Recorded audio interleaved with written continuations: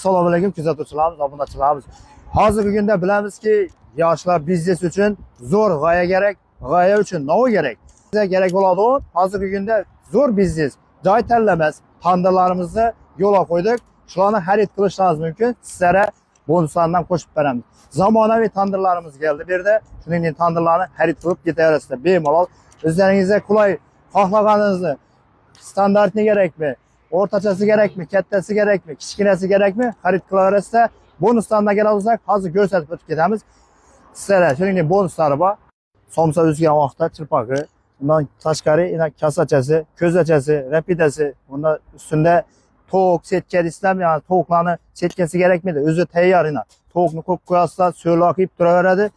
Shularimiz bor. Novistenda xohlagan joyingizga qo'yadigan sanjaqlar ham karavotlar ham xarid qilib ketaverasizlar. Hammangizni bolalar dunyosini oldinda kutib qolamiz. Bemalol kelaverasizlar.